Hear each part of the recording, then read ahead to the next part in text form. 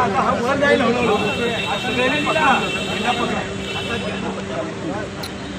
Minute madam madam Bharat माता की पुढच्या मागे हो ना, थोडं पुढच्या मागे हो ना, पुढचे थोडं मागे हो.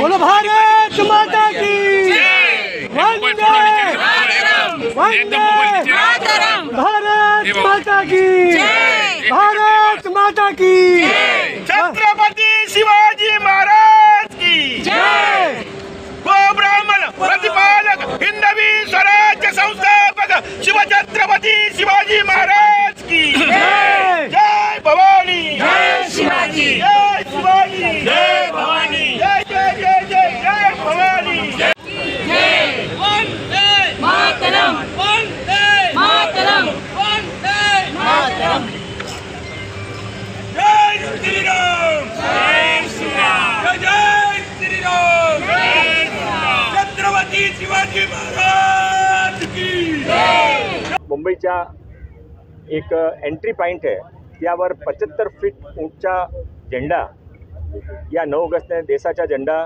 तिरंगा झेंडा फडकवत आहे. आमचे जिल्हाध्यक्ष गणेश खनकटी यांची कल्पना होती आणि DPDC फंडातून आपण ते कळलेलं आहे.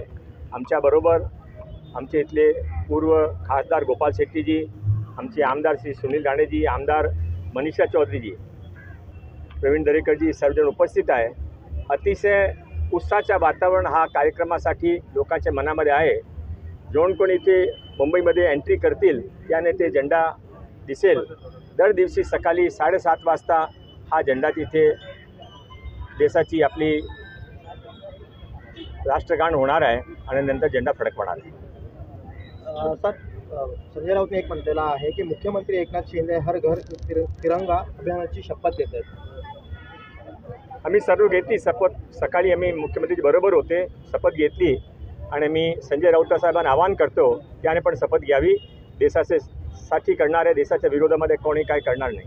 अजून एक विधान केलेलं आहे, मुख्यमंत्री पदाचा चेहरा कोण असेल हे ते सांगण्याची ही जागा नाही, तर आम्ही 4 मिनिटात बसून हे ठरवू आणि मग नंतर सांगू. परत विचारा काय. संजय राऊत ने विधान केलं आहे, मुख्यमंत्री पदाचा चेहरा कोण असेल हे आगामी काळात समजेल, ते सांगण्याची ही जागा नाही. आम्ही 4 मिनिटात बसून निर्णय घेऊ आणि मग ते सांगू. No comments. आम्ही DPDC फंडातून इथे नॅशनल पार्क जे मुंबईच्या सर्वात मोठा ओपनिंग पार्क आहे, सर्वात मोठा लोकांच्यासाठी एक अतिशय चांगली स्थान आहे. तिथे 25 करोड रुपीजचे पण फंड दिलं आहे. त्यामध्ये इथे मोठा एंट्री गेट होणार आहे. त्यामध्ये मध्ये जे बिल्डिंग आहे त्यांचं पण रिनोव्हेशन होणार आहे. सर्व रोडचं नूतनीकरण होणार आहे. 1 वर्षामध्ये नवीन सरकार आली आहे. माननीय एकनाथरावजी शिंदे, माझे नेते उपमुख्यमंत्री माननीय देवेंद्रजी फडणवीस आणि उपमुख्यमंत्री अजितदादा पवार यांचे मार्गदर्शनामध्ये अतिशय चांगला काम मुंबईसाठी सुरू आहे. इन्फ्रास्ट्रक्चरची आपण बघितलं काय काय काम झालं. हा नॅशनल पार्कमध्ये आता नूतनीकरणचं काम आजपासून सुरू होणार आहे.